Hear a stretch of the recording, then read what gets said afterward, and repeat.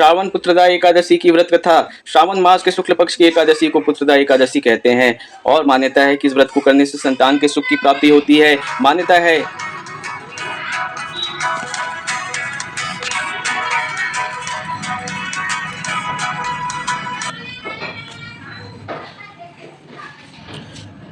है कि इस व्रत को करने से संतान के सुख की प्राप्ति होती है। साथ ही इस व्रत को करने से अनजाने में किए गए पापों से भी मुक्ति मिलती है।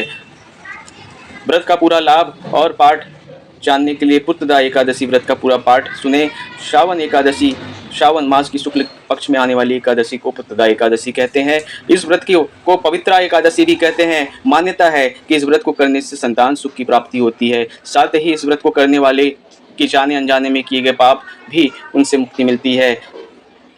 एक बार की बात है, युधिष्ठिर ने भगवान से पूछा, हे मधुसूदन, सावन के शुक्ल पक्ष में किस एकादशी का नाम है और क्या एकादशी पड़ती है, कृपया करके इससे बताएं। युधिष्ठिर की बात सुनकर भगवान श्री कृष्ण बोले, हे युधिष्ठिर, प्राचीन काल की बात है, द्वापर युग में एकदम आरंभ का समय था। महिष्मतिपुर में राजा महिजीत राज करते थे, लेकिन उन्हें बहुत दुख था। उनको कोई पुत्र नहीं था, इसलिए वह राज्य उन्हें सुखदायक प्रतीत नहीं होता था। अपनी अवस्था देखकर राजा को बड़ी चिंता हुई और उन्होंने प्रजा वर्ग में बैठकर इस प्रकार कहा, प्रजाजनों, इस जन्म में मुझे कोई पातक नहीं हुआ है। मैंने अपने खजाने में अन्याय से कमाया हुआ धन नहीं जमा किया है। ब्राह्मण और देवताओं का धन भी मैंने कभी नहीं लिया है। प्रजा का पुत्रवत पालन किया है और धर्म से पृथ्वी पर अधिकार जमाया है तथा दुष्टों के वे बंधु और पुत्रों के समान ही क्यों न रहे, दंड दिया है। शिष्ट रूप से शिष्ट पुरुषों का सदा सम्मान किया है। किसी को द्वेष का पात्र नहीं समझा। फिर क्या कारण है कि आज तक मेरे घर में पुत्र उत्पन्न नहीं हुआ है? आप लोग इस पर विचार करें। राजा के ऐसे वचन को सुनकर प्रजा और पुरोहितों के साथ ब्राह्मणों ने उनके हित पर विचार ग्रहण किया और गहन वन में प्रवेश किया। राजा का कल्याण चाहने वाले वे सभी इधर उधर घूमने लगे और ऋषि सेवित आश्रमों की तलाश करने लगे। इतने में ही मुनिश्रेष्ठ लोमेश का दर्शन हुआ। लोमेश जी धर्म के तत्वज्ञ, संपूर्ण शास्त्रों के विशिष्ट विद्वान, दीर्घायु और महात्मा हैं। इनका शरीर लोम से भरा हुआ था, इसलिए उन्हें लोमेश ऋषि कहते हैं। ये ब्रह्मा जी के समान तेजस्वी थे। एक एक कल्प बीतने पर उनके शरीर का एक एक लोम विशीर्ण होता, टूट कर गिरता है, इसलिए उनका नाम लोमेश हुआ।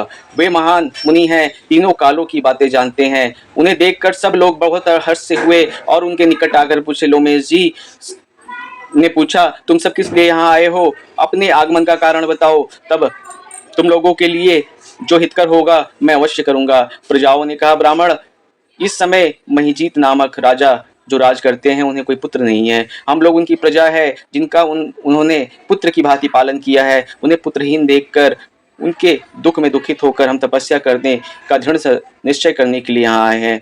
द्विजोत्मक राजा के भाग्य से इस समय में आपका दर्शन मिल गया। महापुरुषों के दर्शन से ही मनुष्य के समस्त कार्य सिद्ध हो जाते हैं। हे मुनि, अब हमें इसका उपाय बताए जिससे राजा को पुत्र हो और पुत्र की प्राप्ति हो। उनकी बात सुनकर महर्षि लोमेश 2 घड़ी तक ध्यान मग्न हो गए और तत्पश्चात राजा के प्राचीन जन्म का वृतांत जानकर उन्होंने कहा, हे प्रजा वृंद, सुनो। राजा महिजीत पूर्व जन्म में मनुष्यों को चूसने वाला धनहीन वैश्य था।